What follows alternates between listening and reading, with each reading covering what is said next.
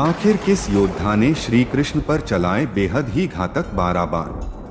क्या हुआ जब महाभारत के युद्ध के बीच में भगवान श्री कृष्ण लहूलुहान हो गए? कहा जाता है कि महाभारत के युद्ध में भगवान श्री कृष्ण ने अर्जुन और दुर्योधन को 2 विकल्प दिए थे। पहला विकल्प ये था कि भगवान श्री कृष्ण उनके साथ होंगे लेकिन हथियार नहीं उठाएंगे, या फिर भगवान श्री कृष्ण जी की नारायणी सेना जिसने हर युद्ध में विजय प्राप्त की थी। तब दुर्योधन ने नारायणी सेना को चुना था और अर्जुन ने भगवान श्री कृष्ण जी को चुना। ऐसे में सवाल ये उठता है कि भगवान श्री कृष्ण तो शस्त्र नहीं उठाने वाले थे, तो वो कौन योद्धा था जिसने भगवान श्री कृष्ण पर 12 घातक तीर चलाए थे? तो आपको बता दें कि वो योद्धा कोई और नहीं बल्कि स्वयं सूर्यपुत्र कर्ण थे। तो चलिए जानते हैं कि महाभारत युद्ध में तब ऐसा क्या हुआ था कि कर्ण को 12 तीर भगवान श्री कृष्ण पर छोड़ने पड़े। ये घटना थी युद्ध के 17वें दिन की, जब कर्ण और अर्जुन आमने सामने लड़ रहे थे। दोनों के बीच भयंकर युद्ध हो रहा था। दोनों योद्धा एक दूसरे पर घातक बाण और असीम शक्तियों का प्रयोग कर रहे थे। उस दिन कर्ण की सिर्फ एक ही नीति थी, वो किसी न किसी तरह अर्जुन को खत्म करना चाहते थे। और ठीक उसी तरह अर्जुन भी कर्ण को खत्म कर देना चाहते थे, क्योंकि दोनों बचपन से ही एक दूसरे के प्रतिस्पर्धी थे। दोनों ही सर्वश्रेष्ठ धनुर्धर का खिताब पाना चाहते थे। आखिरकार युद्ध वो सीमा तक पहुंच गया जब कर्ण ने अर्जुन को मारने के लिए सर्प बाण का प्रयोग कर दिया। सर्प बाण नामक अस्त्र को कर्ण ने अर्जुन पर चलाने के लिए कई सालों से रखा हुआ था। वास्तव में यह बाण अश्वसेन नाम का एक नाग था जो अर्जुन का परम शत्रु था। वो किसी न किसी तरह अर्जुन को मारना चाहता था। उसकी शत्रुता का मुख्य कारण था खांडव वन में अर्जुन ने उसके पूरे घर को उजाड़ दिया था।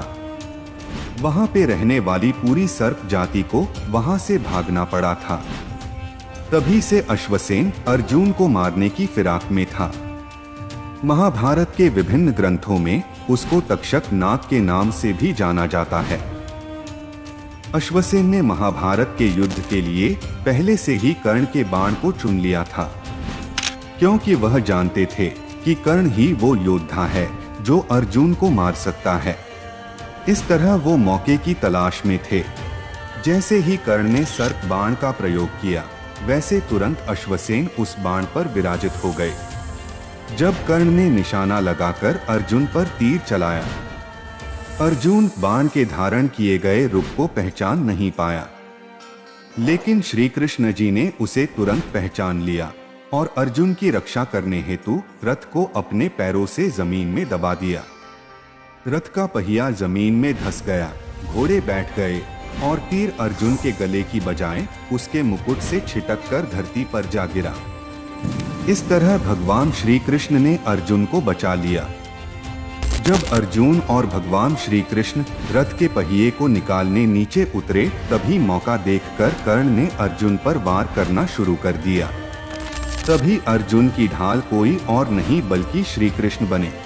उसी समय 12 घातक तीर भगवान श्री कृष्ण के शरीर में धंस गए।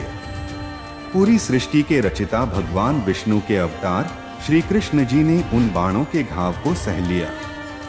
उसके बाद श्री कृष्ण जी ने अर्जुन को अश्वसेन के बारे में बताया। तब अर्जुन ने 6 तीरों से अश्वसेन के टुकड़े टुकड़े कर दिए।